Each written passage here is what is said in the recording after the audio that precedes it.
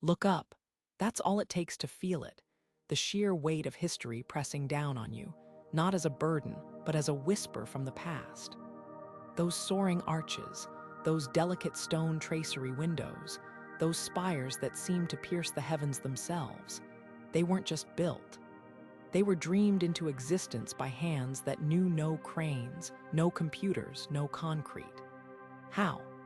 That's the question that lingers in the shadow of every medieval cathedral, a silent challenge across the centuries. These structures weren't merely places of worship. They were declarations of human possibility, carved in stone and stained glass. And behind every curve of vaulted ceiling, every flying buttress, lies a secret, a forgotten technique, a stroke of genius or desperation that allowed these monuments to defy time itself. Think of the artisans who spent decades, sometimes their entire lives, on a single cathedral. Picture the anonymous masons who solved problems we struggle with today, armed with nothing but compasses, chisels, and centuries of trial and error. There were no engineering textbooks, no safety regulations, just an unshakable faith, both in God and in their own ability to push the limits of what stone could do. Some of their methods were so closely guarded, they were passed down only within secret guilds, encrypted in symbols carved into the walls themselves. Others were lost entirely, leaving us to reverse engineer their brilliance from the bones of the buildings they left behind. This isn't just a story of architecture. It's a tale of human obsession, of communities that poured their wealth, their labor, even their identities into these stones. A single cathedral could take longer to build than the of everyone who broke ground on it. Generations lived and died without seeing the finished work. So why did they do it? What drove them to scale such impossible heights, both literally and metaphorically? The answers are etched into the very fabric of these buildings, waiting to be decoded. From the hidden symbolism in the placement of pillars to the acoustic tricks that made choral music resonate like the voice of the divine, every detail was deliberate. Every choice, a message. And today, we're going to read that message together, uncovering the astonishing truths behind how and why medieval Europe built the impossible. By the 12th century, Europe was waking from the long shadow of the so-called Dark Ages, and something remarkable began to stir in the hearts of its people, a hunger to reach for the heavens, quite literally. This was the dawn of the Gothic Era, a time when cities weren't just growing, they were competing, each vying to outshine the next with taller spires, grander arches, and more luminous stained glass. But what sparked this sudden frenzy of construction? It wasn't just piety. It was politics, economics, and even a bit of urban rivalry. The Crusades played a hidden role in this story. As knights and pilgrims returned from the Holy Land, they brought back more than relics. They carried new ideas, techniques, and an expanded vision of what sacred architecture could be. The pointed arches and ribbed vaults that became hallmarks of Gothic design. Many scholars trace their origins to the Middle East, adapted and perfected by European builders. At the same time, Europe's economy was booming. Trade routes flourished, guilds amassed wealth, and towns grew powerful enough to challenge feudal lords. A cathedral wasn't just a church, it was a statement. A city with a towering cathedral declared its independence, its prosperity, and its divine favor all at once. And then there were the bishops, men of both God and ambition. For them, these projects were about more than salvation, they were about legacy. A grand cathedral could attract pilgrims, and pilgrims meant money, influence, and immortal fame. Take Bishop Sully of Paris, who tore down an old Romanesque church to make way for Dame, believing his city deserved a monument that would echo through history. He was right. But behind every bishop's vision stood thousands of ordinary people, masons, carpenters, glassmakers, who turned these dreams into stone. Some were paid, others worked for salvation, believing their labor would shorten their time in purgatory. The real miracle. These buildings rose without modern tools, without blueprints as we know them, often without even a master plan. Builders relied on rules of thumb, geometric secrets passed down through guilds, and sometimes pure intuition. When cracks appeared in the walls of Cathedral, threatening to collapse the tallest choir in Europe, they didn't have engineers to call. They had instinct, desperation, and a willingness to adapt. That's the untold story of these cathedrals. Not just their grandeur, but their grit. They weren't just built by faith. They were built by trial, error, and an unshakable determination to touch the divine. To understand how medieval cathedrals reached such impossible heights, you have to step inside the shadowy world of the stonemason guilds, part trade union, part secret society. These weren't just workers. They were the rock stars of their day, possessing knowledge so valuable it was guarded like state secrets. Imagine a time when geometry wasn't just math, it was magic. The guilds wielded compasses and squares like wands, turning abstract angles into weight-bearing miracles. Their rulebooks weren't written on parchment, but carved into the very bones of the buildings they crafted. Take the humble flying buttress, a skeletal arc of stone that seems to defy physics. Modern engineers have calculated that shifting one of these supports by just a few inches could send entire walls crashing down. Yet medieval masons placed them with pinpoint accuracy, relying not on computer models, but on generations of hands-on intuition.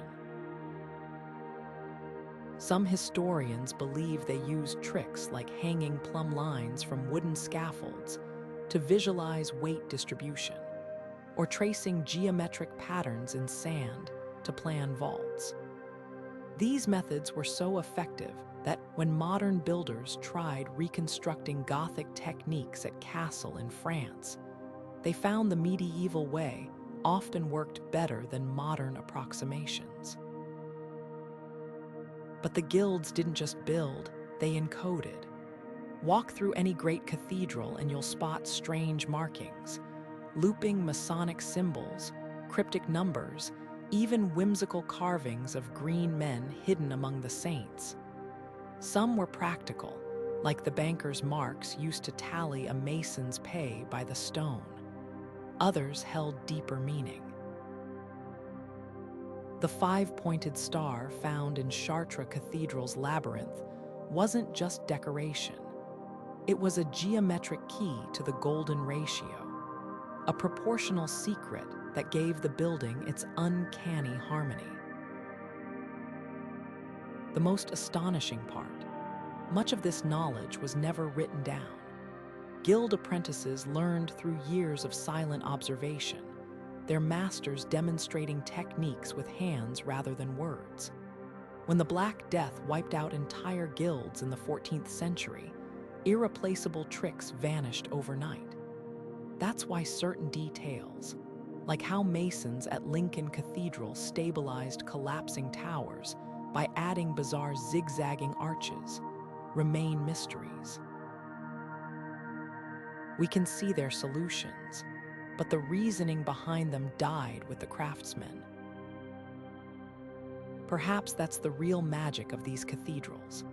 They stand as monuments not just to faith, but to human ingenuity, a testament to what happens when knowledge is woven into stone rather than locked away in books. Every time the morning light filters through Canterbury's stained glass or the choir echoes beneath York Minster's vaults, we're hearing whispers from those forgotten masters. Their greatest secret wasn't how to build upward, it was how to make stone sing. Before the first stones of a cathedral could kiss the sky, medieval builders faced a dilemma that would make modern engineers shudder: how to anchor these mountainous structures to the earth itself. Unlike today's concrete foundations poured with laser precision, their solutions were born of ingenuity and sheer stubbornness. Picture the scene: workers digging deep into waterlogged soil near rivers or marshlands, driving oak trunks, some as thick as barrel casings, into the mud until they hit solid ground. These submerged forests, preserved by the very water that threatened to undermine them, became the invisible spines of cathedrals like Venice's Maria della Salute, where thousands of timber piles still hold up the marble after 6 centuries. But timber wasn't the only secret beneath their feet. Beneath Durham Cathedral in England, archaeologists discovered a labyrinth of underground chambers, not for storage or crypts, but as a stroke of structural genius. By hollowing out these spaces, builders redistributed the weight of the massive Norman pillars above, turning what should have been crushing pressure into a balanced dance of forces. Elsewhere, they mixed crushed pottery and animal bones into mortar, creating a primitive form of reinforced concrete centuries before the industrial age. The irony: some of these techniques were rediscovered by modern engineers only after studying medieval foundations cracked by earthquakes. Quakes the original structures had survived for hundreds of years. Then there were the rituals. Hidden beneath cornerstone ceremonies were layers of symbolism we're only beginning to decipher. At Chartres, builders sealed relics and even, according to one medieval chronicle, a live dove beneath the foundation stones, believing the bird's spirit would guard the site. In York, masons buried worn-out tools and coins minted in the reign of the current monarch, as if tethering the building to both earthly and divine authority. These weren't mere superstitions. They were acts of psychological engineering. In an age where faith moved mountains, placing sacred objects in the foundations transformed construction sites into holy ground, ensuring communities would defend and maintain them for generations. The true marvel: these methods weren't standardized. Each cathedral's foundation tells a story of local adaptation, using whatever materials the land provided. In marshlands, they built on floating rafts of interlaced branches. Near quarries, they carved footings directly into bedrock. When Cologne Cathedral's builders ran out of stable ground, they sank stone-filled wooden caissons into the Rhine's shifting sands, creating artificial islands of strength. Every solution was a high-stakes experiment, with collapse the price of failure. Yet today, as skyscrapers around us require constant repairs, these medieval foundations stand unshaken, a silent rebuke to our assumptions of progress. Their greatest lesson might be this: sometimes the deepest wisdom lies buried. The flying buttress didn't start as a stroke of genius, it began as a desperate fix. Picture the scene: 12th century builders in France watching helplessly as their ambitious new walls, already stretched thinner and taller than ever before, began to crack under the weight of stone vaults. The conventional wisdom of the time said walls needed to be thick, heavy, massive. But at Saint-Denis Abbey, just north of Paris, an unknown mason had a radical idea. What if the walls didn't have to bear the load alone? This was the birth of Gothic architecture's defining feature, those graceful stone arms curving away from the building like the ribs of a giant. By channeling the crushing weight outward, away from the walls and down into external piers, the flying buttress turned physics on its head. Suddenly, walls could be pierced with vast windows, flooding interiors with light that earlier Romanesque churches, with their fortress-like thickness, could never achieve. But innovation came at a cost. When the architect Villard sketched early buttress designs in his notebook, he scribbled nervous warnings about their stability.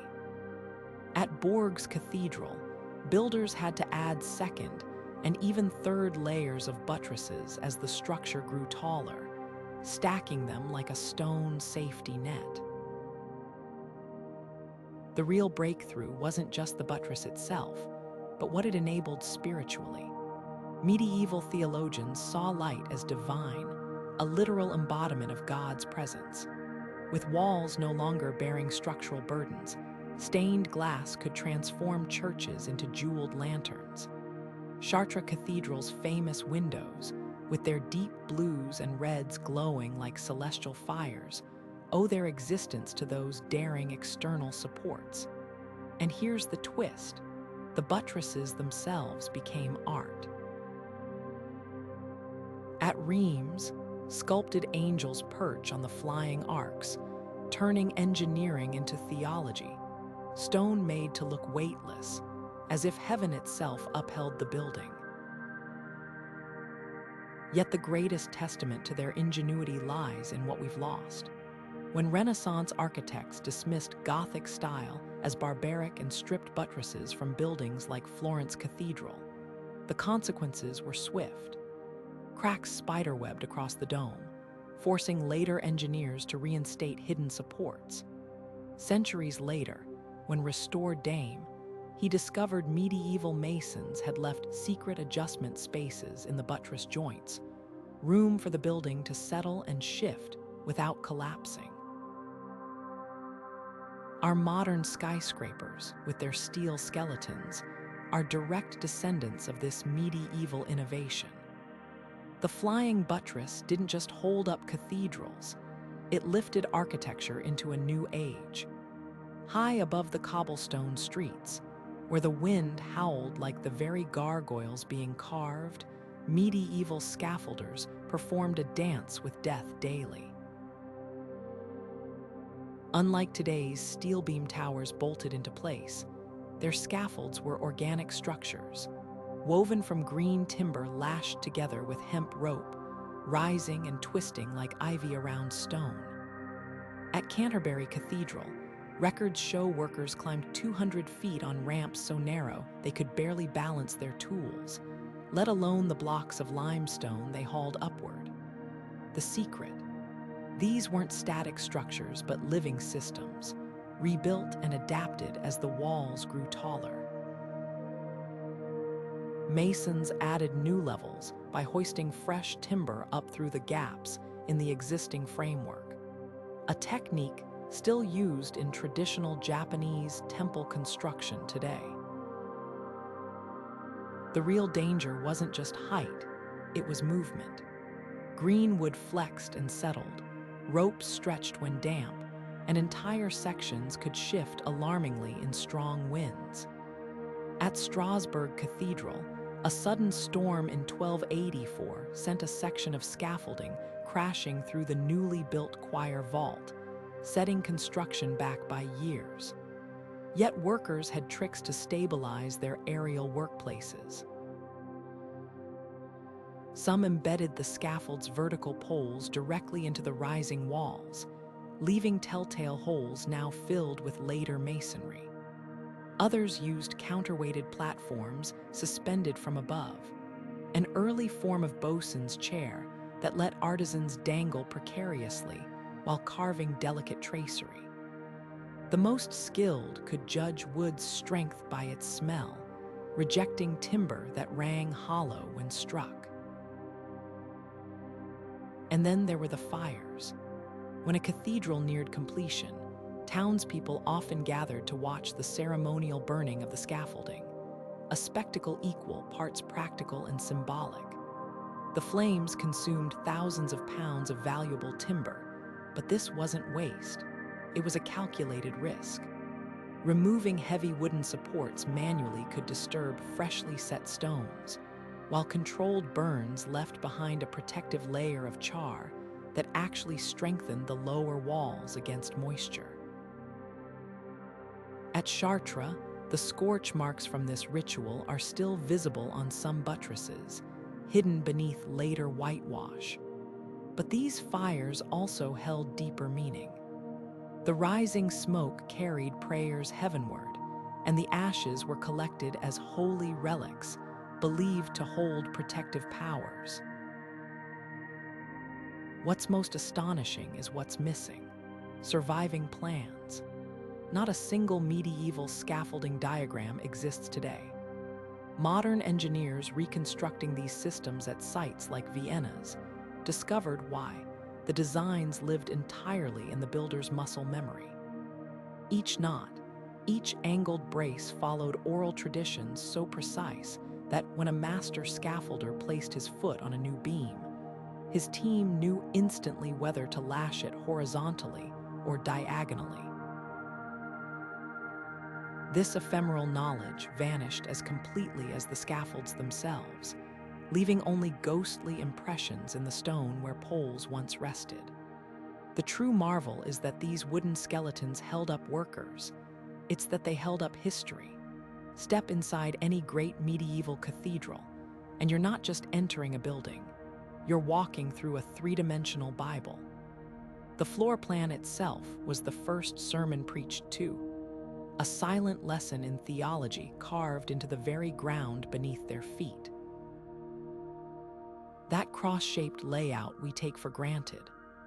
Far from practical necessity, it was a deliberate echo of Christ's sacrifice, transforming every visitor into a living participant in the crucifixion narrative. From the moment they stepped through the west door, symbolically facing the setting sun, the direction of death, they embarked on a journey toward resurrection in the east-facing choir, where light broke through the stained glass at dawn. The numbers held secrets too. Measure the length of Amiens Cathedral's nave, and you'll find it's exactly 3 times its height, a tangible representation of the Trinity. The 12 pillars flanking Chartres sanctuary mirror Christ's apostles, while the 7 radiating chapels behind the altar recall both the sacraments and the days of creation. Even the labyrinth embedded in the floor at Reims wasn't just decorative. Walking its winding path was a substitute pilgrimage for those who couldn't travel to Jerusalem, each turn representing a spiritual trial. But the most breathtaking alignment required perfect timing. At noon on the summer solstice in Saint-Denis, a single shaft of sunlight would pierce a carefully positioned window to illuminate a golden mark on the floor, a celestial clock linking heaven and earth. Similarly, the rose window at Canterbury was positioned so the setting sun on its patron saint's feast day set the entire north transept ablaze with crimson light, as if the building itself was celebrating. These weren't architectural accidents, but calculated acts of sacred theater, using astronomy as stagecraft. The genius of these designs lies in their layers. A farmer who'd never learned to read could understand salvation history simply by walking from the baptismal font at the entrance toward the altar, just as a scholar could spend years decoding the Pythagorean ratios hidden in the vaulting. Even the imperfections spoke volumes. When Lincoln Cathedral's original spire collapsed, the rebuilt version stood deliberately shorter, a humbling reminder that human ambition must bow to divine will. Every curve, every angle whispered the same truth. Heaven and earth were closer than they seemed. Imagine lifting a 2-ton block of limestone, the weight of a small elephant, straight up 200 feet using nothing but rope, wood, and sheer muscle power. That was the daily reality at construction sites like Cologne Cathedral, where medieval engineers devised cranes so ingenious they'd remain unmatched until the Industrial Revolution. The secret wasn't just in the machines themselves, but in the forgotten physics of a human-powered engine where laborers stepped endlessly inside a giant wooden wheel, like hamsters in a cage, to rotate the drum that hoisted stones skyward. These weren't crude devices. Examinations of surviving crane bases at Strasbourg reveal gear systems with near-perfect mechanical advantage, allowing a team of 6 men to lift what would normally require 20. The real marvel: some cranes were built directly into the cathedral walls, their supporting timbers slotting into purpose-cut niches that still scar the stone today. At Winchester, archaeologists found grooves in the tower walls where a crane operated for over 40 years, becoming as permanent as the building it helped create. But powering these beasts came at a cost.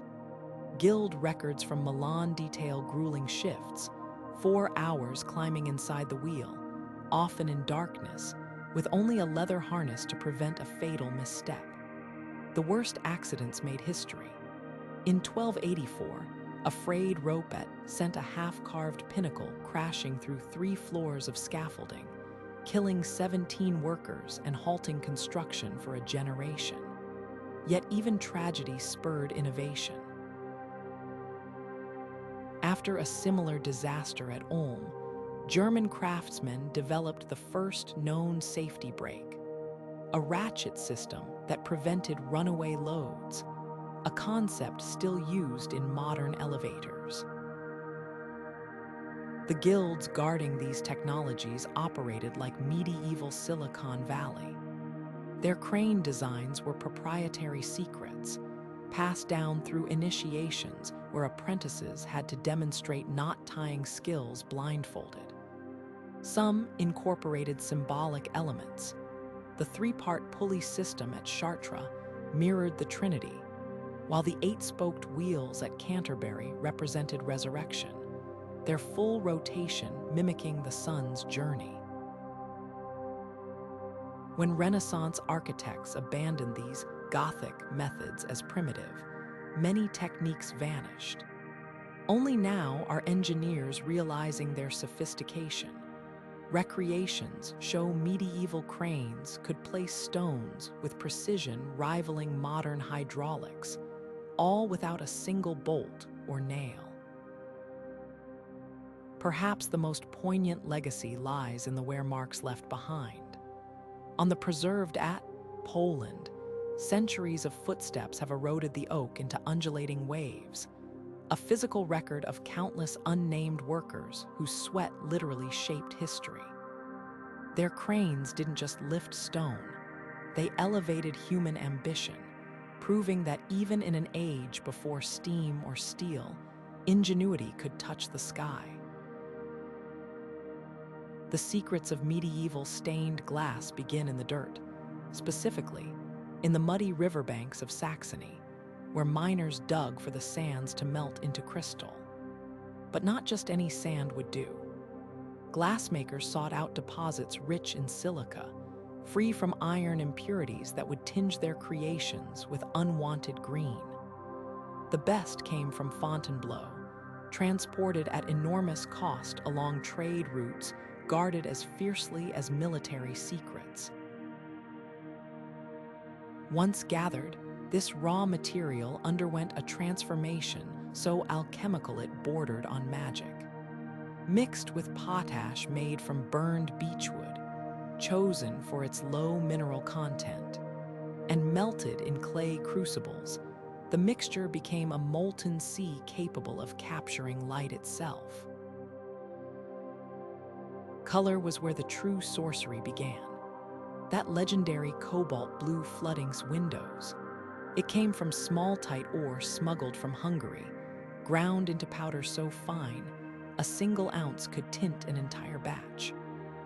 Ruby reds required gold chloride, not sprinkled in, but vaporized onto the glass through a process so volatile that Venetian glassmakers were allegedly confined to the island of, to prevent the technique from spreading. Greens came from copper filings oxidized just before pouring, while sunny yellows used silver nitrate painted onto cooled glass and refired, a technique perfected by monks who recorded their experiments in coded manuscripts.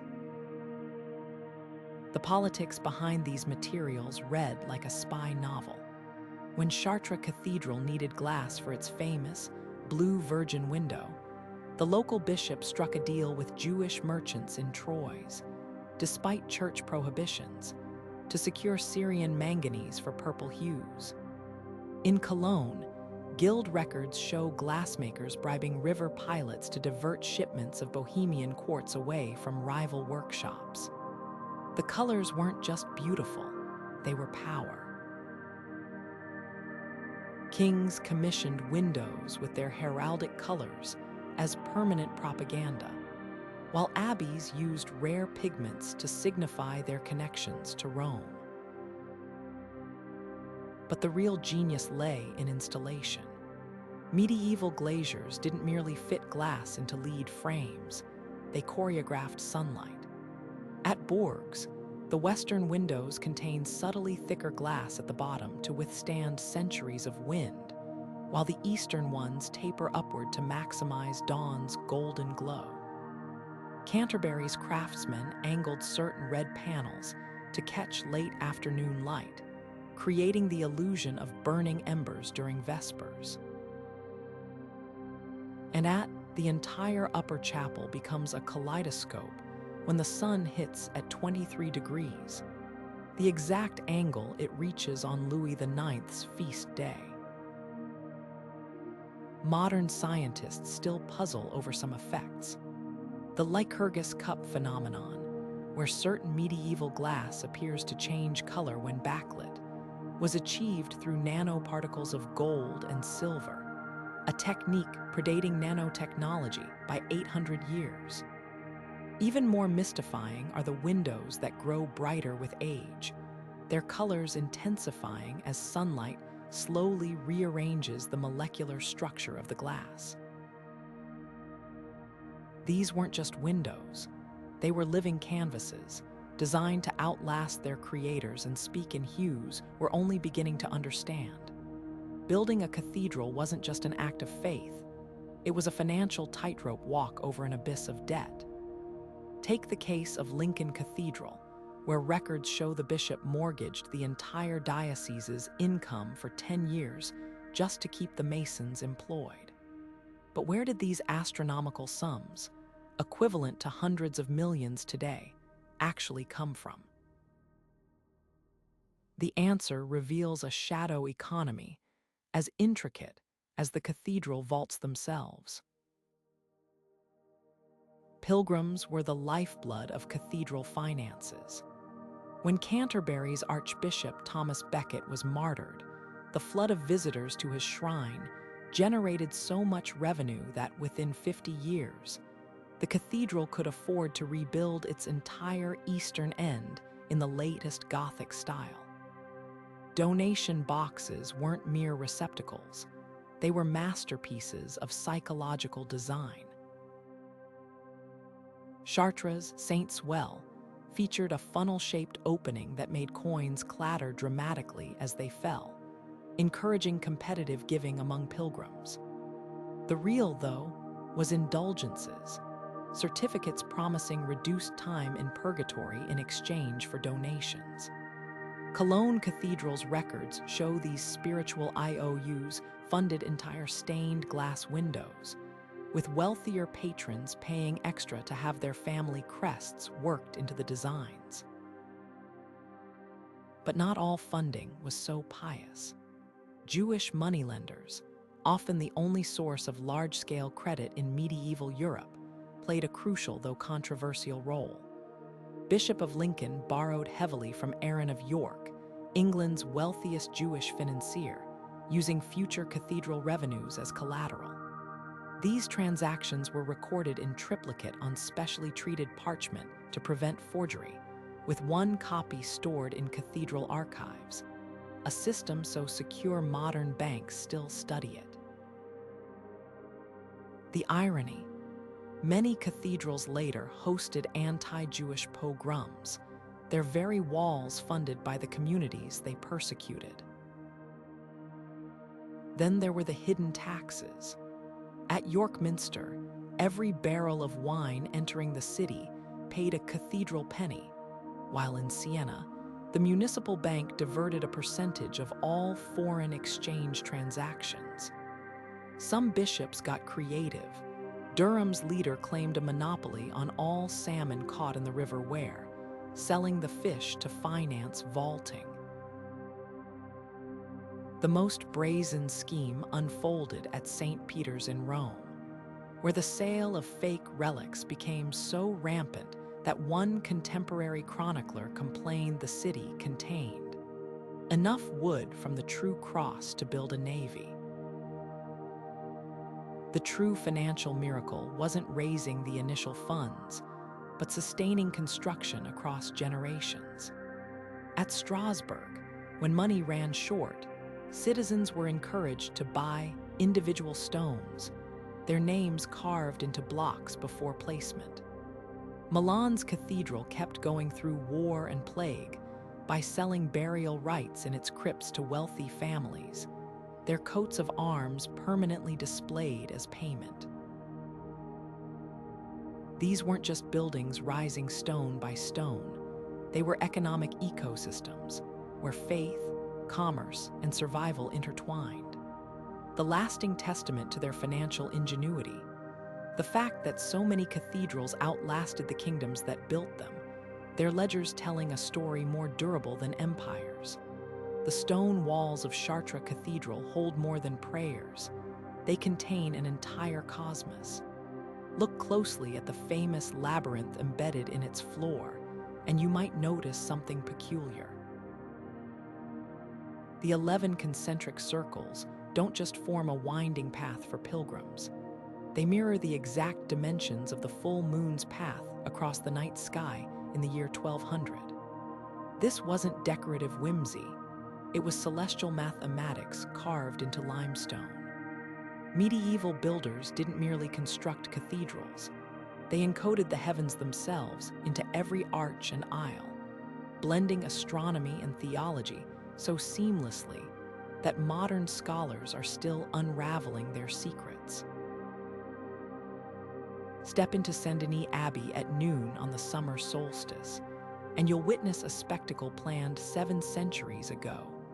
A single beam of sunlight slices through a precisely angled window to strike a golden mark on the floor, a momentary alignment that transforms architecture into a solar calendar. This wasn't rare.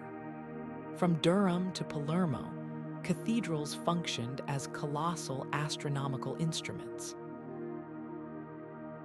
The rose window at Amiens Cathedral frames the winter solstice sun like a jewel in a setting, while the clerestory windows at Canterbury were positioned so the setting sun on St. Thomas Becket's feast day would ignite the north transept in crimson light.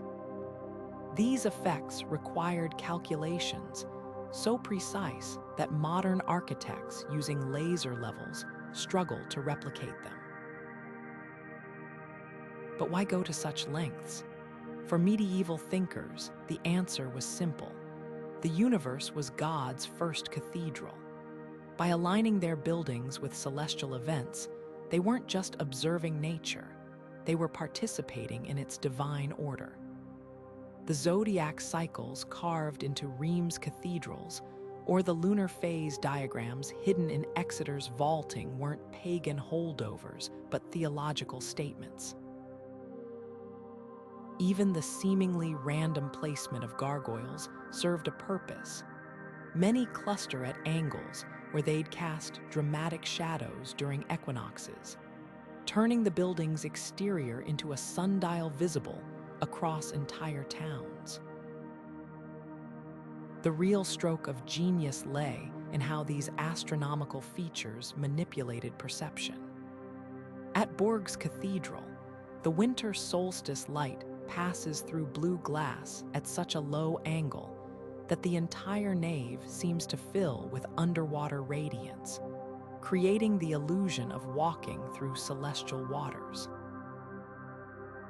Chartres' famed Blue Virgin window uses cobalt glass doped with manganese to amplify morning light, making the Virgin's robe appear to shimmer even on cloudy days.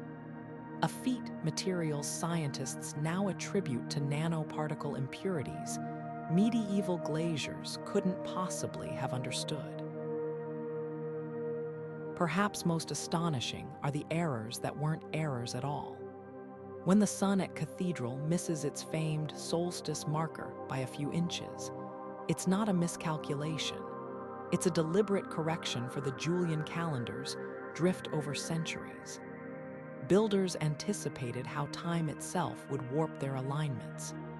These cathedrals weren't just built for their age, but for all ages, their stones whispering to futures their creators would never see.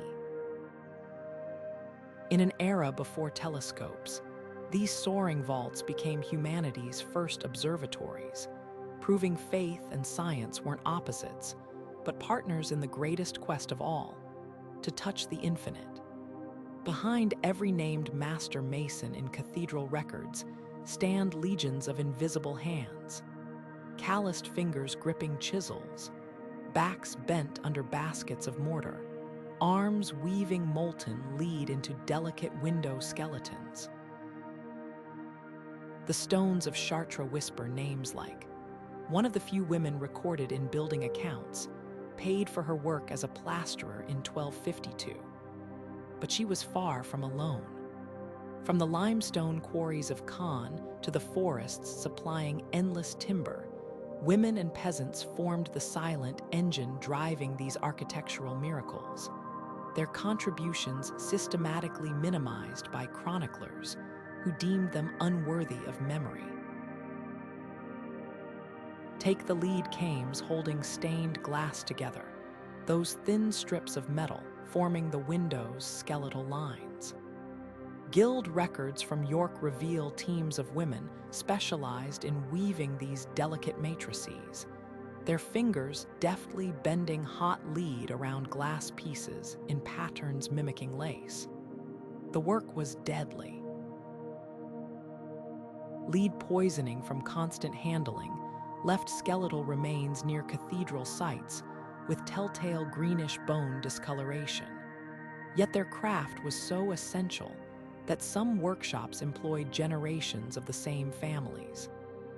At Canterbury, a marginal note in an account book mentions the widow Matilda taking over her husband's glasswork after his death, suggesting skills passed between spouses in defiance of guild restrictions. Quarrying tells a similar hidden story. While master masons got credit for shaping stones, it was peasant laborers, men, women, and children, who extracted the raw material. At the famous quarries supplying Oxford's buildings, workers toiled in 12-hour shifts, their hammers ringing in synchronized rhythms that local monks compared to devotional chanting. The backbreaking labor had a hidden precision. Quarry teams learned to read stone beds, identifying layers with the ideal density for carving. Women often hauled the blocks on sledges during winter, using frozen ground to reduce friction, a trick later adopted by cathedral builders transporting materials across cities. The most tragic erasure concerns the mortar mixers, predominantly peasant women who spent lifetimes blending lime, sand, and water in precise ratios. Canterbury's chronicles briefly note their presence during the Great Fire of 1174, when teams worked through the night to produce emergency batches for repairs. Their knowledge was visceral. Experienced mixers could judge consistency by sound, listening to the slurries drip like bakers testing dough. Yet not a single name survives. Modern analysis of mortar samples reveals startling sophistication. Some mixes include crushed seashells for added strength, a technique oral tradition attributes to coastal communities' input. Why does this matter? Because cathedrals weren't just expressions of divine glory, they were tapestries woven from countless human stories. When wind sings through dames' vaults, that's not just physics, it's the echo of songs carried in the stone. The play of light through glass, a dance choreographed by lead weavers' hands. These buildings endure not because they transcended humanity, but because they embodied it, workers' struggle and ingenuity immortalized in the very fabric of the sacred. To truly understand medieval cathedrals, we must listen for the whispers in the mortar joints, the fingerprints on the glass, the ghostly footfalls of those history tried to forget. Look up at any cathedrals, and you'll find stone faces staring back, some snarling, some laughing, others frozen in silent screams. These gargoyles weren't just medieval gutters, they were a secret language carved in limestone. Take the famous of Dame, perching with its head in its hands like a bored spectator. Far from random, this grotesque mirrored a popular 13th century satire mocking clergy, who observed society's suffering without acting. Delve deeper, and the carvings reveal layers of meaning. At Lincoln Cathedral, a gargoyle chewing its own tongue wasn't just whimsy, it warned parishioners against gossip, echoing Proverbs 21:23. Elsewhere, hidden among saints and angels, you'll find stone rabbits engaged in decidedly unholy activities. These weren't vandalism, but sanctioned commentary, allowing stonemasons to critique church hypocrisy under the guise of decoration. The Masons' guilds even had a term for it, or speaking signs, where visual puns conveyed messages to the literate and illiterate alike. Some carvings bordered on heresy. Exeter Cathedral hosts a green man with oak leaves sprouting from his mouth, a pre-Christian fertility symbol smuggled into sacred space. At Chapel, a sequence of gargoyles traces the alchemical stages of transformation, to their positions corresponding to planetary alignments. The most daring messages required decoding. A grotesque at Wells Cathedral holds a reversed book. Tilt your head just right during the winter solstice, and sunlight reveals carved Hebrew letters spelling YHWH, a bold interfaith statement in an age of religious persecution. The true shock comes when you realize how many faces aren't mythical at all. Records from Rouen confirm certain gargoyles were caricatures of unpopular town officials, their exaggerated features serving as permanent public ridicule. When the Bishop of Amiens commissioned new sculptures in 1286, the Masons slyly included his mistress's likeness among the damned souls, a move that got them fired, but left the scandal immortalized in stone. What modern visitors often miss is how these creatures functioned as spiritual lightning rods. Medieval belief held that evil spirits traveled in straight lines, so the twisted forms of gargoyles would trap malicious forces in endless loops. The water spouting from their mouths wasn't just drainage, it symbolized purging wickedness from sacred ground. Even their placement held meaning. North-facing gargoyles, like those on Durham Cathedral, tend to be more monstrous because the north was associated with darkness in medieval cosmology. The ultimate irony: many of these subversive carvings survived precisely because they were misunderstood. When Puritan iconoclasts smashed cathedral art during the Reformation, they left the gargoyles intact, dismissing them as pagan nonsense. Little did they know, those grinning stone faces were laughing at them all along, the last joke carved by medieval masons who knew their true messages would outlast the prejudices of any era. The soaring spire of Cathedral was meant to be the tallest in Christendom, a defiant finger pointing straight to heaven. Instead, it became history's most spectacular architectural cautionary tale. When the choir vaults came crashing down in 1284, the dust hadn't even settled before the whispers began. Was it divine punishment for human arrogance, or simply physics exacting its inevitable price? This wasn't an isolated tragedy. Across Europe, the skeletons of unfinished cathedrals stand as silent tutors, their ruined ambitions teaching lessons no textbook could convey. Take Cologne's Great Cathedral, where construction halted for nearly 300 years after the original funds dried up. The half-built nave became a playground for local children, its towering crane left rusting in place like a medieval construction site frozen in time.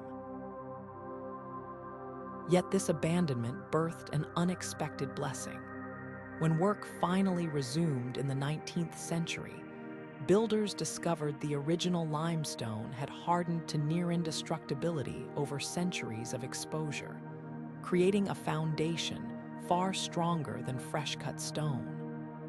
Sometimes, failure was just patience in disguise.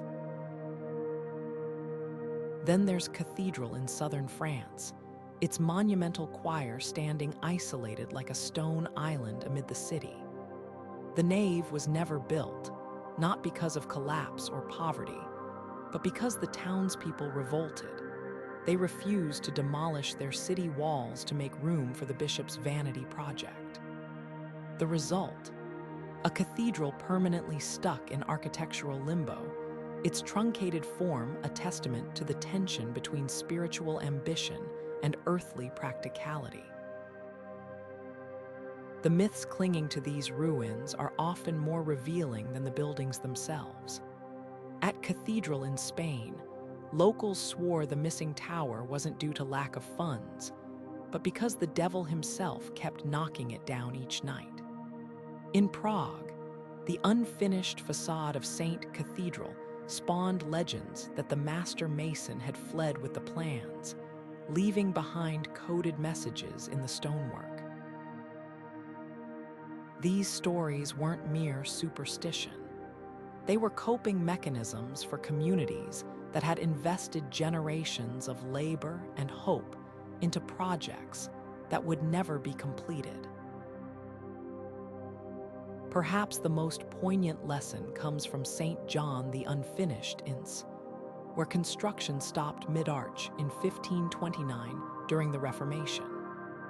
Instead of dismantling the skeletal structure, later generations preserved it exactly as found, the jagged edges of interrupted vaulting serving as a permanent reminder that even the grandest human plans are subject to historical tides. Modern engineers studying these ruins made a startling discovery. Many failures actually represent cutting-edge innovations. The collapsed pillars at pioneered weight distribution techniques later perfected at Chartres, while the abandoned flying buttresses of Troyes Cathedral inspired the double-decker supports that made Amiens possible. These ghost cathedrals whisper a paradoxical truth, sometimes reaching for the impossible, even falling short, pushes progress further than playing it safe ever could. The masons who worked on these sites knew they might never see completion, yet they carved each stone as if eternity depended on it. In that sense, perhaps no cathedral was ever truly unfinished. They simply became different kinds of monuments, not to divine glory, but to human perseverance in the face of the unimaginable. Walk through the north porch of Chartres Cathedral, and you'll pass right under a leafy face peering from the stone mouth agape, vines spilling from his jaws like a living waterfall. This is the Green Man, an ancient symbol of rebirth woven seamlessly into Christian iconography. Far from accidental, his presence reveals a quiet compromise between church doctrine and older traditions that refuse to die. Similar faces lurk in the shadows of cathedrals' ceiling bosses and the choir stalls of Exeter, their foliage twisting into the sacred space with silent persistence. But the Green Man was just the beginning. High above the nave at chapel, a pillar carved with corn, aloe, and other New World plants stands as a botanical impossibility. These species weren't known in Europe when the chapel was built in the 15th century. Some researchers suggest Templar knights, rumored to have sailed west before Columbus, encoded their discoveries here. Nearby, a sequence of cubes on the apprentice pillar displays geometric patterns matching the sequence, a mathematical marvel not formally recognized until centuries later.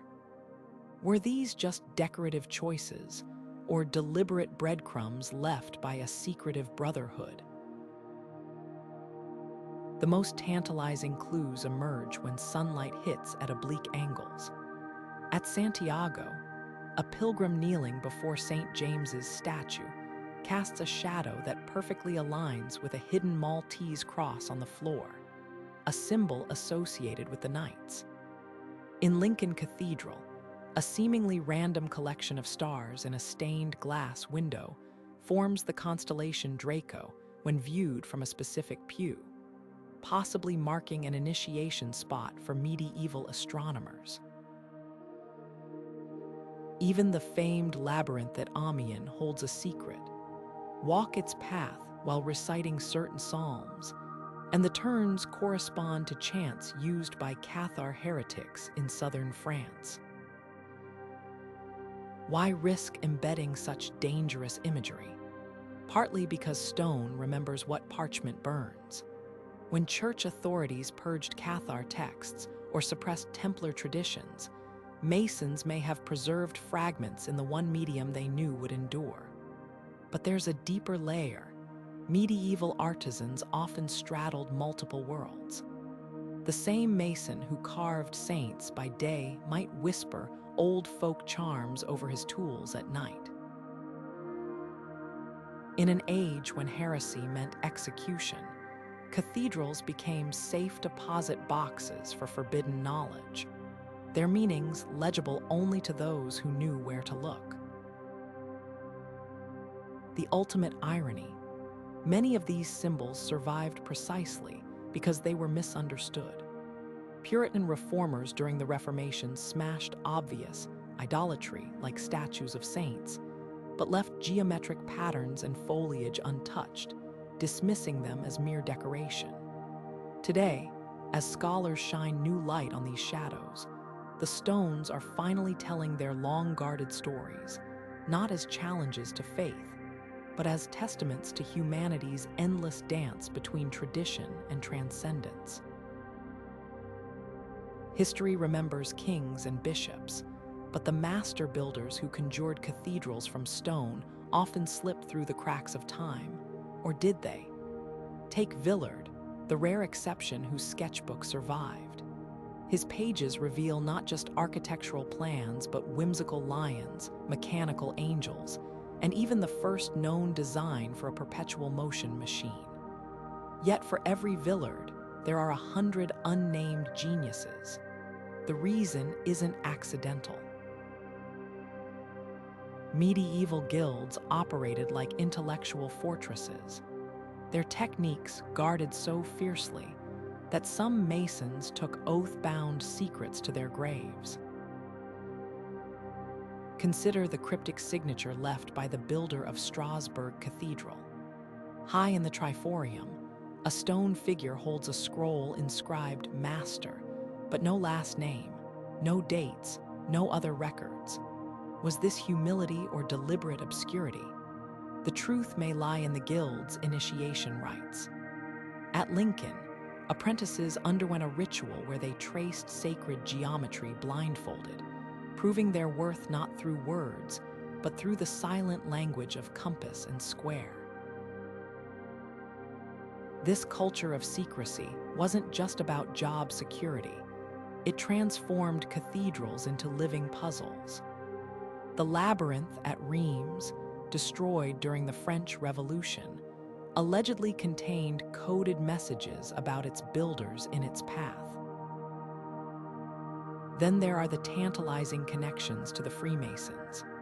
While modern Masonic lodges emerged centuries later, their symbolic tools, the plumb, the level, the trowel echo cathedral builders' implements. Exeter Cathedral's library holds a 12th century manuscript showing Masons using grips and signs eerily similar to later Masonic rituals. But separating fact from legend is treacherous. The so-called Masters, said to be a secretive medieval architect guild, may be mostly myth, a romantic 19th century invention. The real tragedy isn't just lost names, but lost knowledge. When the Black Death wiped out entire guilds in the 14th century, techniques perfected over generations vanished overnight. Modern engineers still can't replicate certain mortar mixes found in Salisbury Cathedral, their ingredients known only by nicknames like Dragon's Blood in guild ledgers.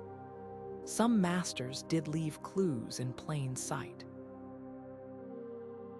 The mysterious carvings at chapel include what some believe are musical notations, a stone hymn waiting to be decoded. Perhaps the greatest testament to these builders lies in what they didn't do. No master signed his work prominently like Renaissance artists. Their legacy wasn't ego, but geometry. The perfect alignment of a rose window with the solstice sun, the hidden sequence in a spiral staircase.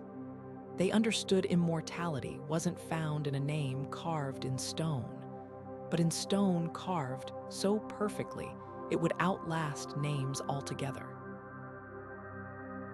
Beneath the soaring vaults and radiant stained glass lies a truth rarely illuminated.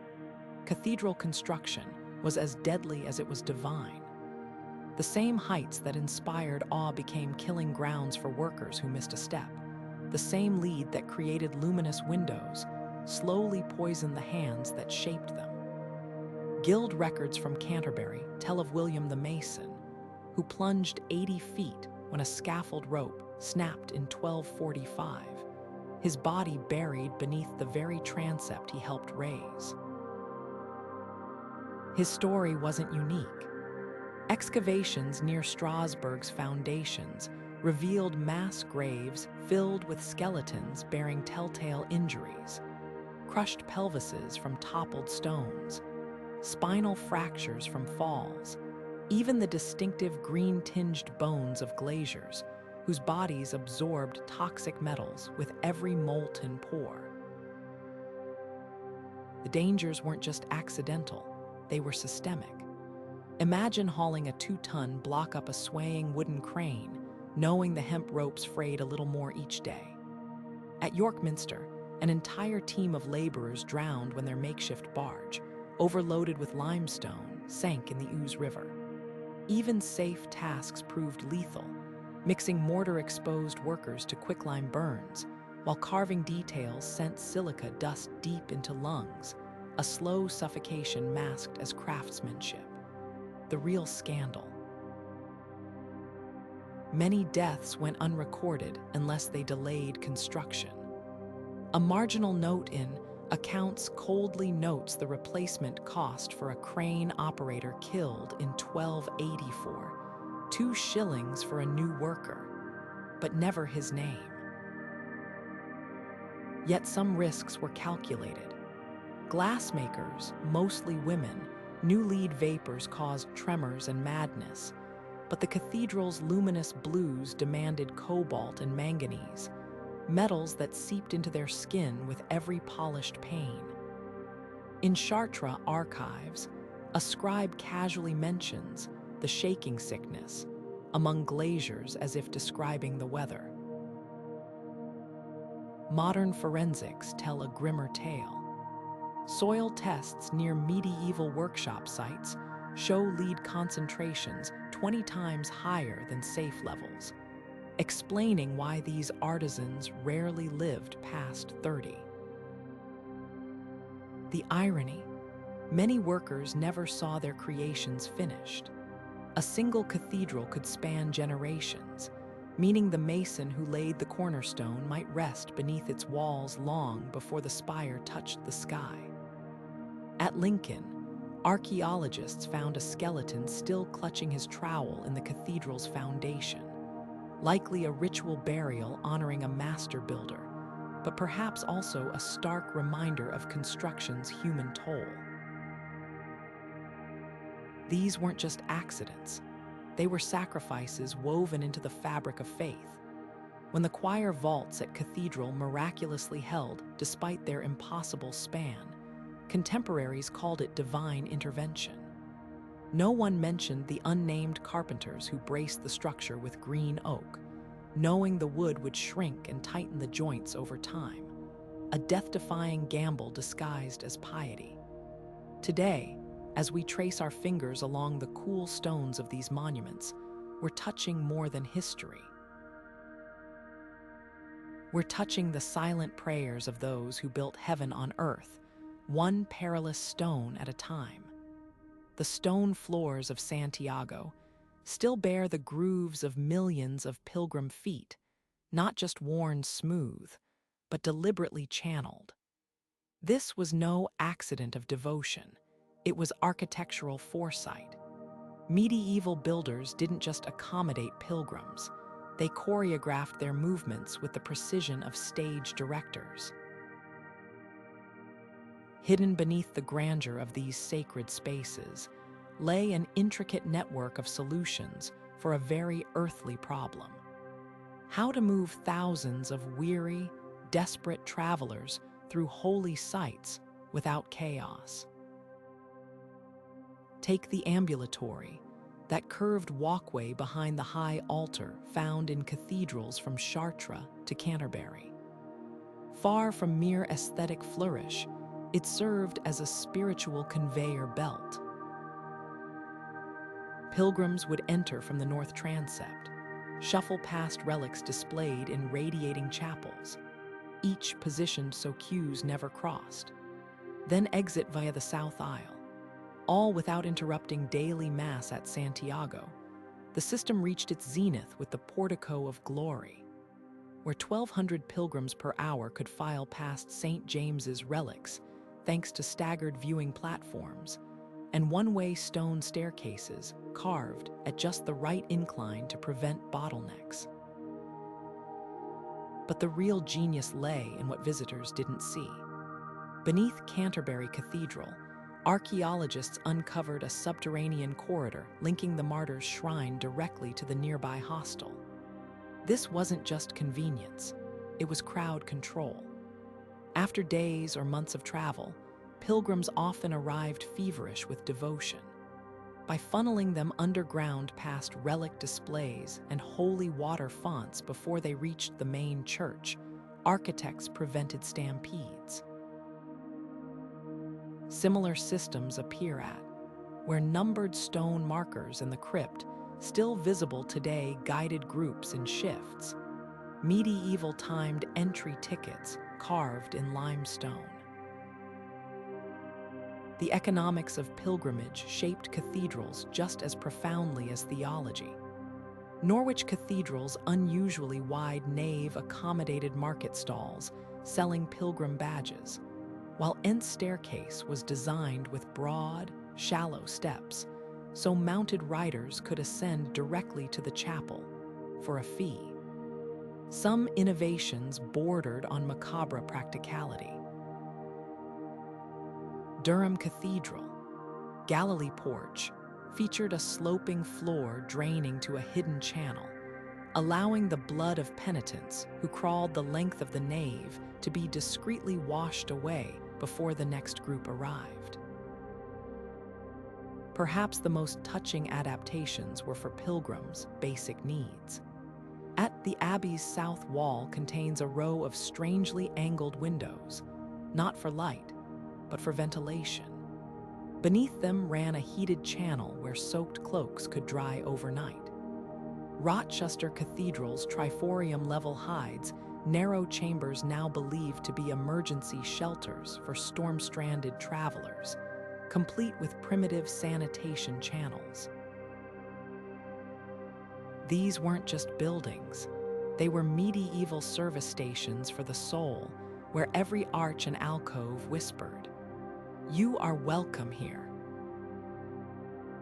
The legacy of these designs still echoes today. Modern stadium architects study pilgrimage cathedrals, crowd flow patterns, while emergency planners admire how 12th century builders used carved saints, statues as subconscious, wayfinding markers their outstretched arms subtly directing foot traffic. But the ultimate testament lies in the stones themselves, worn smooth not by centuries of weather, but by hope. Each groove tells the same story. Faith moves mountains, but it was human ingenuity that kept the faithful moving. Beneath the glittering reliquaries and gilded altars, medieval cathedrals held a darker secret, a hidden war against relic thieves. When the monks stole saints' bones from a rival abbey in the 9th century, they didn't just commit theft, they sparked an arms race of holy security. The solution: architecture as deception. Chartres Cathedral's famous, sacred tunic of Mary wasn't kept in the obvious golden casket near the altar, but in a nondescript cavity beneath the choir, accessible only by removing 3 seemingly random floor tiles in a sequence known to just 5 living people. Some defenses bordered on theatrical. Canterbury's Martyr's Crown, a purported fragment of Becket's skull, rested in a reliquary with 6 locking mechanisms, each key held by a different guild master. But the real genius lay in the crypt. Behind what appeared to be a solid wall, a pivoting stone door led to a narrow passage that doubled back under the nave, emerging near the baptismal font. Modern laser scans reveal similar systems across Europe. False tombs at Saint-Denis that pivot to reveal staircases, hollow pillars at Santiago, containing chain-driven elevators to lift relics out of reach. The psychology behind these measures was just as sophisticated. Norwich Cathedral displayed an ornate empty reliquary near its entrance, a decoy for raiders, while the real St. William's bones rested in a lead box beneath the prior's seat in the cloister. At Cologne, guards routinely moved relics between 12 hiding spots following a lunar calendar, their routes recorded in cipher on scraps of parchment sewn into vestments. The most brazen trick. Lincoln Cathedral.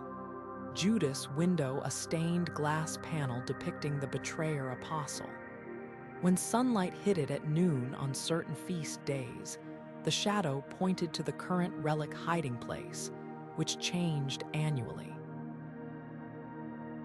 Yet the greatest security system wasn't stone or iron, but belief itself.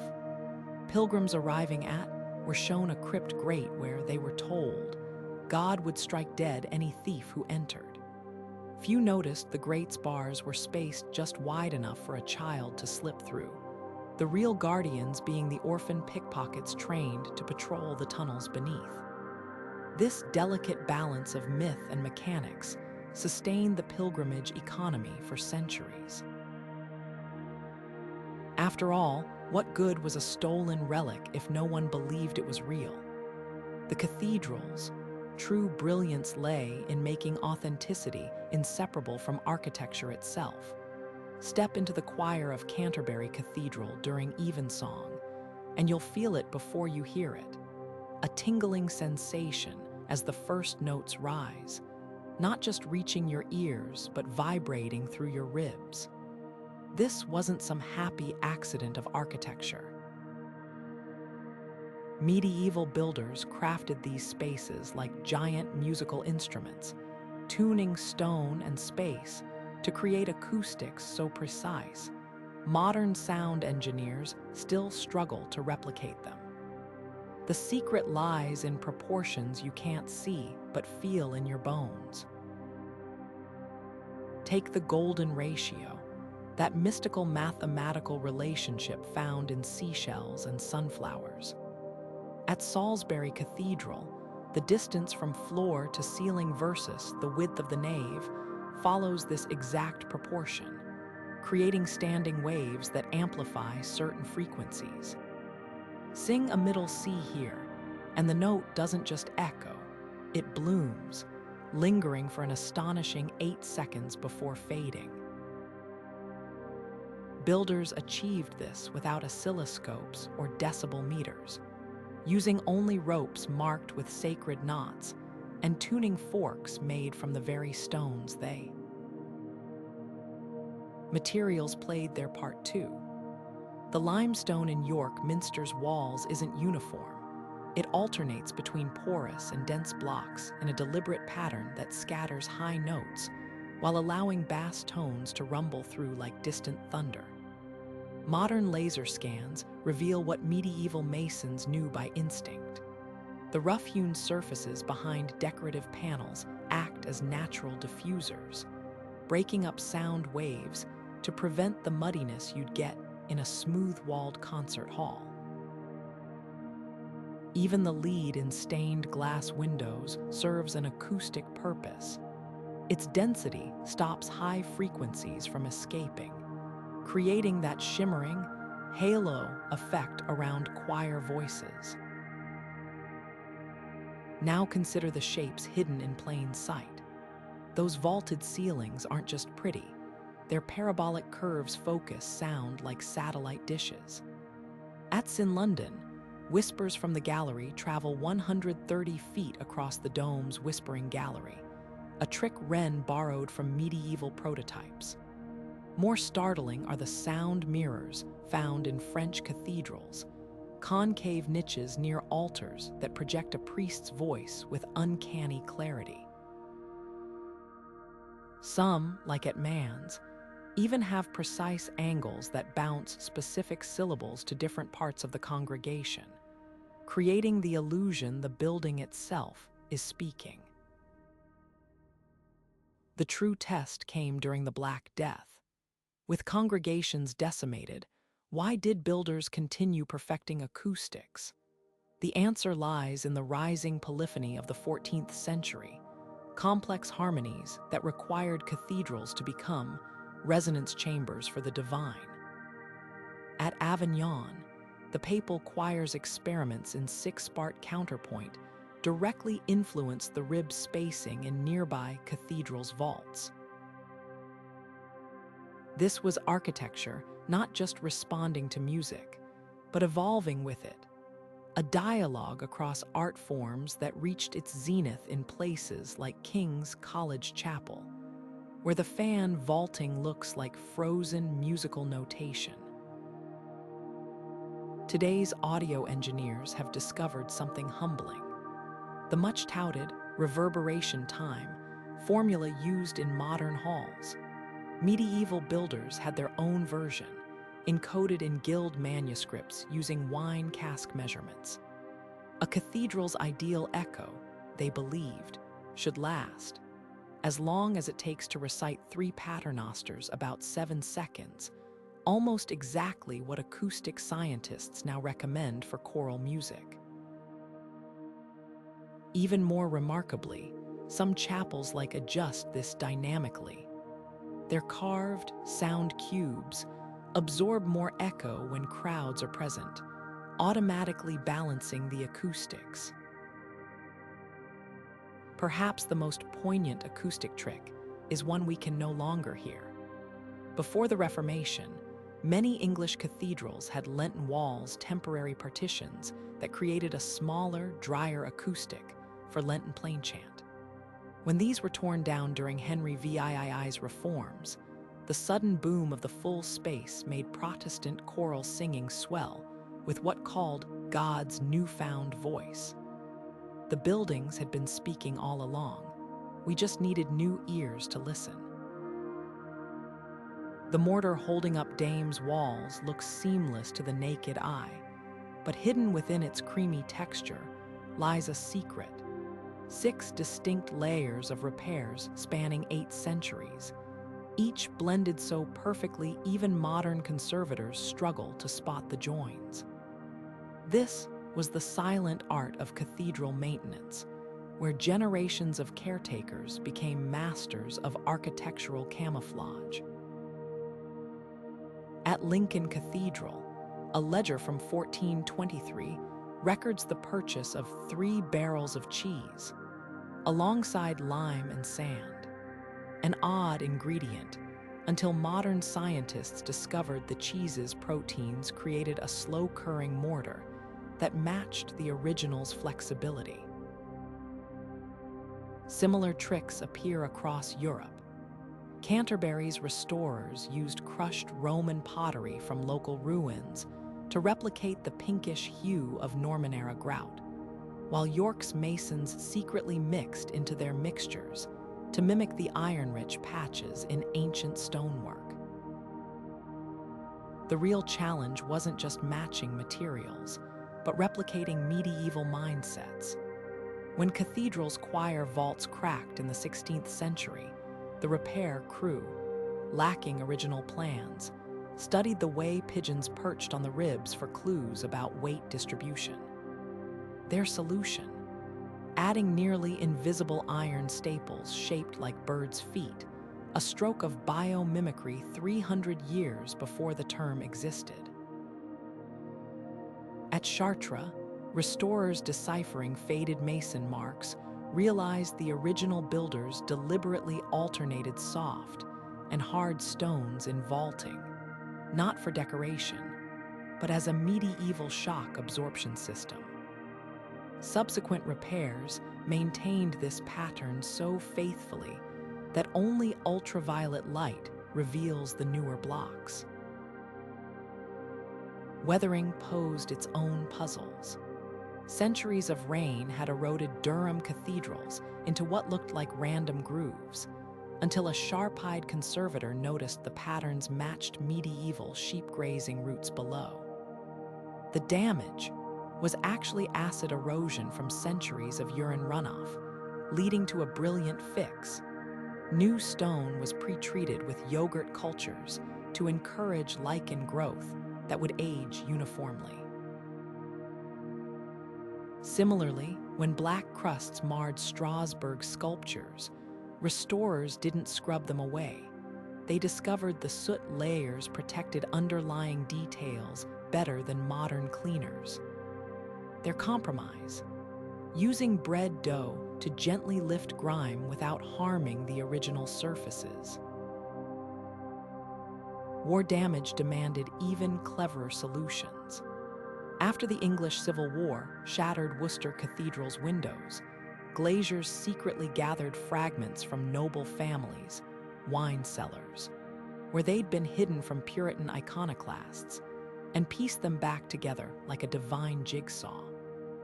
The repairs were so precise that close inspection reveals lead lines forming tiny Tudor roses where joins were disguised. At Reims, bomb damage in World War I exposed an astonishing fact. Medieval masons had embedded iron rods inside columns as reinforcement, a technique thought to be a 19th century innovation. Modern restorers honored this discovery by using salvaged railway tracks for new supports, continuing the tradition of hidden ingenuity.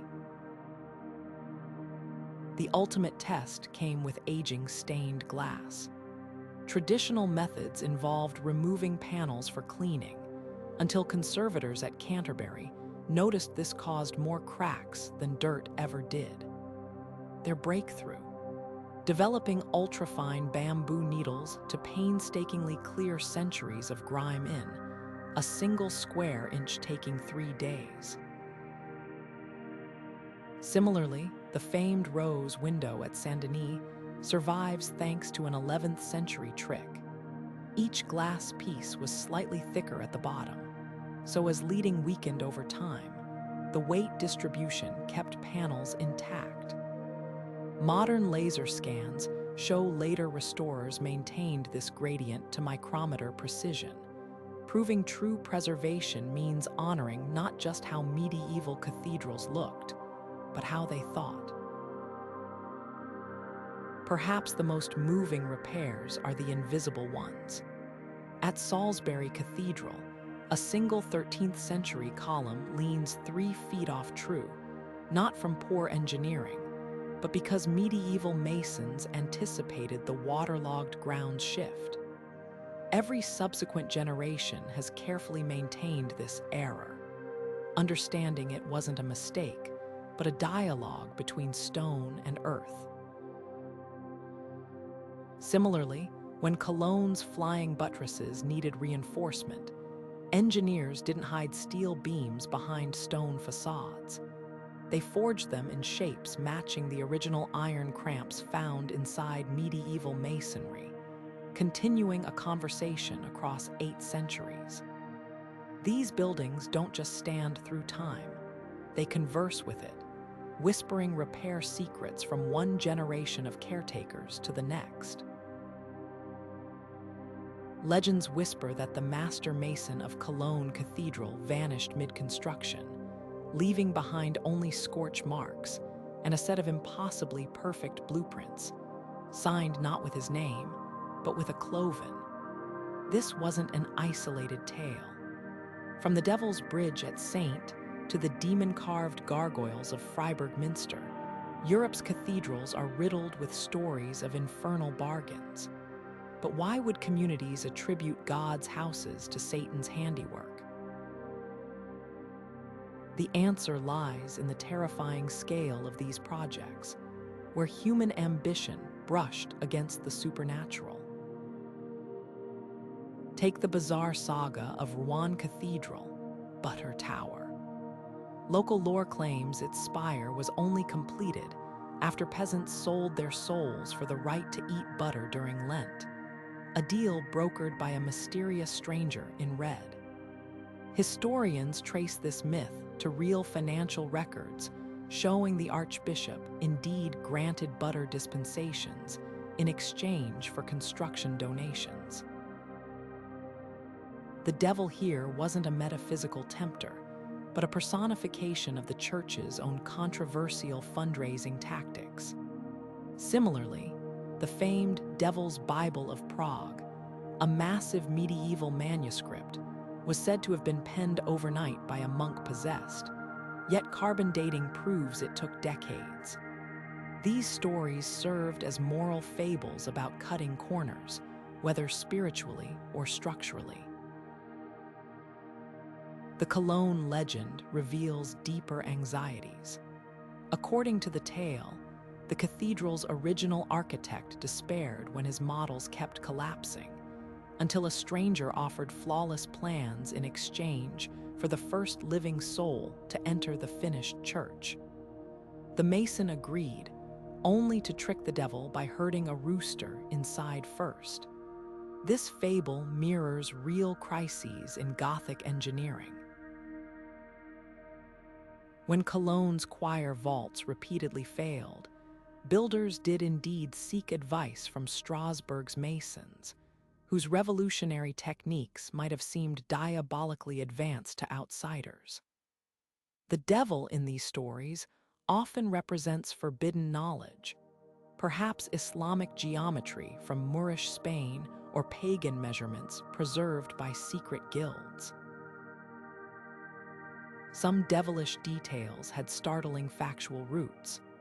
The peculiar zigzag patterning on Lincoln Cathedral's imp sculptures, said to be the devil's fingerprints, actually matches stress fractures from the tower's near collapse in 1239. Even the famous Devil's Door, found in many English cathedrals, always left unlocked for fleeing demons during baptisms, originated as practical north side entrances for penitents barred from the main congregation. These myths weren't just superstitions. They were coping mechanisms for communities investing generations of sweat and silver into projects that earthly logic. The ultimate irony, many demonic features were later additions. The grotesque gargoyles tourists associate with medieval evil were often Renaissance-era installations, added during periods of religious panic. At Dame, records show most chimeras were carved after the Reformation, as the Church weaponized fear to reclaim waning influence. The real devil in cathedral construction wasn't a horned figure, but the very human temptations of pride, greed, and desperation, forces far harder to exorcise than any storybook demon. These enduring legends remind us that for medieval minds, the line between divine miracle and hellish magic was as thin as a stained glass edge, and just as luminous when the light hit right. Scratched into the soft limestone of Norwich Cathedral's cloister, a crude sketch of a sailing ship bobs on imaginary waves, not the work of a bored tourist, but a mason taking a break in the 1300s. This is just one of thousands of hidden messages left by the hands that built these sacred spaces, turning cathedrals into accidental diaries of daily medieval life. During recent restorations at Canterbury, workers peeling back centuries of whitewash uncovered something far more personal than expected. A charcoal sketch of a grinning face with the words, "Adam me, Adam made me," beside it, likely scribbled by a laborer during a lunch break in 1187. But graffiti is just the beginning. Tucked behind a loose stone in Wells Cathedral's nave, conservators found a hollow containing a child's leather shoe, a handful of hazelnuts, and a tiny wooden horse, offerings placed there during construction, either as good luck charms or perhaps as a medieval worker's lost lunch. Similar caches appear across Europe. At Chartres, a time capsule of 1296 held a mason's tools wrapped in wool, their wooden handles still bearing sweat stains. The most poignant discoveries are the human traces, fingerprints preserved in drying mortar at Salisbury, or the footprints of a barefoot laborer fossilized in the wet plaster of Exeter's Undercroft, captured mid-step for 8 centuries. Coins tell another intimate story. Embedded in York Minster's walls are over 400 silver pennies, each placed deliberately beneath important stones, not as offerings, but as dated receipts. Masons received payment only after their work passed inspection, so coins stamped with the king's face the construction year. Some bear tiny chisel marks tallying workdays, while others show teeth impressions where anxious builders tested the silver's purity. At Lincoln, a particularly worn coin from 1210 was found wedged beneath a pillar base, likely a worker's last penny, sacrificed to ensure his contribution would outlast him. Then there are the voices. High in the rafters of Dame, restorers found inscriptions too faint for the naked eye but visible under ultraviolet light, workers debating in medieval French whether the next arch would hold. One scrawled "Peer doubts," while below it, another hand added, "But the stones sing." Even more remarkably, at Saint-Denis, a musical notation scratched onto a hidden beam matches a lost chant, suggesting masons sang as they worked. The darkest discoveries come from plague years. Behind a choir stall in Vienna's, a hastily carved message reads, "Pestis hic." I was here during the plague. While at Siena's unfinished cathedral expansion, archaeologists uncovered a mass grave of workers killed by the Black Death, their tools still clutched in skeletal hands. The cathedral's walls literally grew around their tragedy. Construction halted for a generation, leaving jagged edges where stones were abruptly abandoned. Perhaps the most touching artifacts are the mundane ones. In the rafters of Gloucester Cathedral, a perfectly preserved wren's nest from 1342 held fragments of wool thread, likely stolen from masons, clothing by the industrious birds.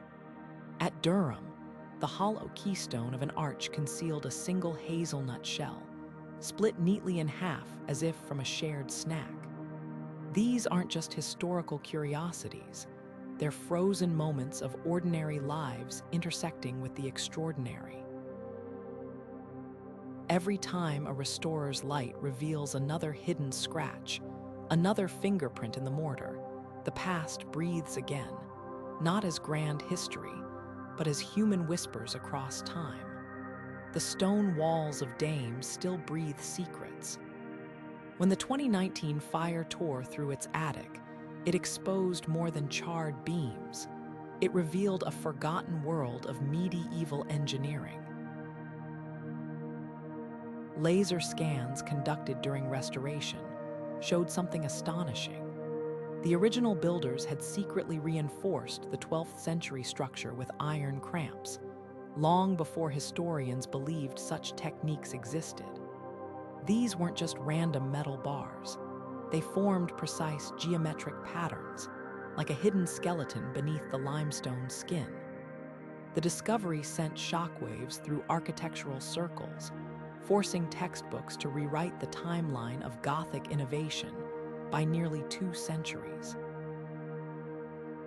Drones hovering over Canterbury Cathedral's spires recently uncovered an even more startling secret. High on the northwest tower, invisible from the ground, lies a perfectly preserved mason's workshop frozen in time. The wooden scaffolding platforms, tools wedged between stones, and even a half-carved gargoyle still bearing chalk guidelines suggest work halted abruptly, possibly during the Black Death, and was never resumed. The most haunting detail: a footprint in dried mortar, left by a craftsman who stepped away 800 years ago and never returned. Beneath York Minster, ground-penetrating radar has mapped a labyrinth of undocumented tunnels radiating outward like spokes. Some lead to long-sealed crypts containing 14th century stained glass fragments, carefully buried during the Reformation to save them from destruction. Others connect to natural aquifers, revealing how medieval builders harnessed groundwater to stabilize foundations. A hydraulic trick lost until modern engineers noticed the cathedral's walls stayed miraculously dry despite Yorkshire's soggy climate.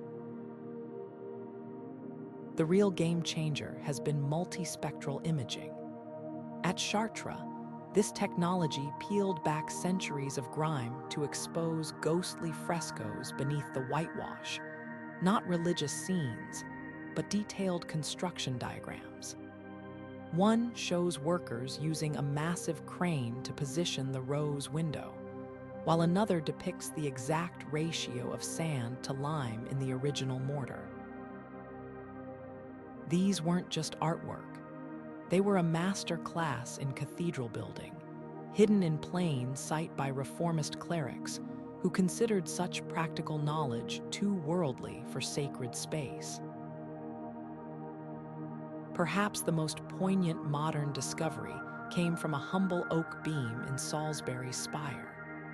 Dendrochronology, the study of tree rings, revealed the timber was cut in 1256 during a lunar eclipse, evidenced by an unusually narrow growth ring. Medieval chronicles confirm local monks interpreted the celestial event as an omen to accelerate construction. The beam's curvature proves it was deliberately bent over decades using weighted ropes, creating the perfect arch shape through patient, generational effort. These aren't just academic revelations, they're changing how we preserve history. When Cologne Cathedral's restorers found medieval iron cramps riddled with corrosion, they didn't replace them with stainless steel. Instead, they analyzed the original ore source, traced to a long-exhausted mine near Dortmund, and commissioned a smelter to recreate the exact alloy, impurities, and all. Similarly, the mortar used to repair Lincoln's cloister contains wool fibers from a rare breed sheep, whose DNA matches strands found in 13th century samples. The greatest lesson from these discoveries: medieval builders planned for eternity. At Wells Cathedral, lasers detected nearly invisible scratches on the west facade, a numbering system keyed to a coded ledger in the bishop's register. Each mark corresponds to instructions for future repairs, including which quarry stones should come from and when to replace lead seals. They didn't just build for their time. They left a maintenance manual carved in stone, trusting successors would decipher it. As we continue uncovering their secrets, one truth becomes clear. The architects of these marvels were closer to our modern mindset than we ever imagined. Not primitive craftsmen, but visionary engineers speaking across the centuries in a language we're only now learning to read. The soaring skylines of our modern cities owe an unexpected debt to the stonemasons of medieval Europe. It might seem counterintuitive. How could buildings crafted with chisels and hemp ropes possibly inform steel-framed giants like that? The answer lies in principles so fundamental that today's engineers are still unpacking their brilliance. Take earthquake resilience. When researchers studied why Lincoln Cathedral survived tremors that toppled newer structures, they discovered the medieval practice of alternating soft and hard stones in walls wasn't just aesthetic. It created natural shock absorbers. Japan's skyscrapers now use similar alternating layers of rigid steel and flexible polymers, a direct descendant of those 13th century techniques.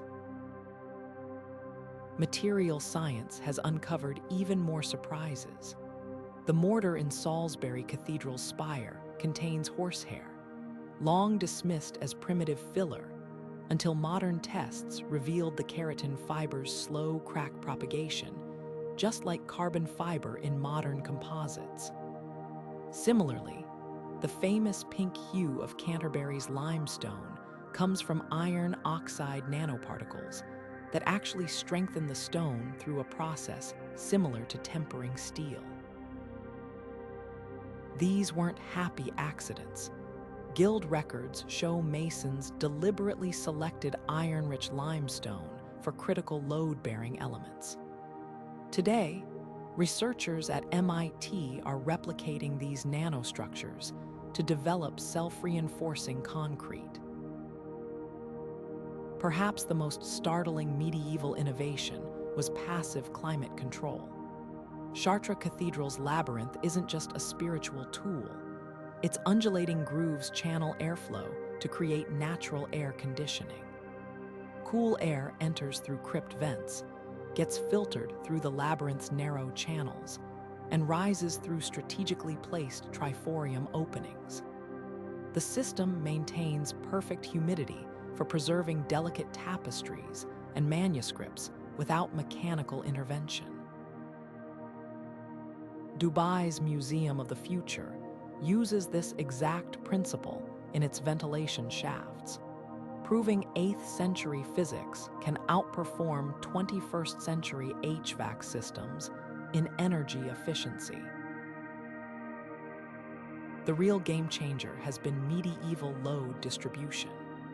Flying buttresses weren't just supports, they were early examples of tensegrity, the same principle that allows modern suspension bridges to span impossible distances. When engineers examined the collapsed choir they found the original builders had anticipated stress points by embedding iron rods in precise geometric patterns, predating reinforced concrete by 600 years. Shanghai Tower's spiraling exterior bracing mirrors this approach, with its twisting form dispersing wind loads exactly like the ribbed vaults in Reims Cathedral. Sustainability lessons run even deeper. Medieval glassmakers achieved their vibrant blues by recycling Roman and Egyptian glass tesserae, a circular economy practice now emulated by firms like Tesla in battery recycling. York Minster's lead roof was designed to be endlessly recast. Over 90% of its original material remains in use today after 7 centuries of repairs. Compare that to modern buildings where facade materials typically last just 30 years before landfill. The ultimate validation comes from seismic testing. When engineers built scale models of Gothic cathedrals and subjected them to earthquake simulations, the structures didn't just survive. They flexed and swayed like living things, their intricate stone lattices redistributing forces exactly as intended. Tokyo's anti-seismic skyscrapers now incorporate this controlled flexibility principle, with engineers openly crediting medieval masons for the insight. From the nanoscale wisdom in their mortar to the celestial precision of their alignments, these ancient builders crafted cathedrals not just for their age, but for all ages, their stones still teaching us how to build for eternity. From the shadows of forgotten laborers to the light piercing through stained glass, the secrets of medieval cathedrals remind us that these were more than buildings. They were prayers in stone, testaments to human ambition and divine inspiration.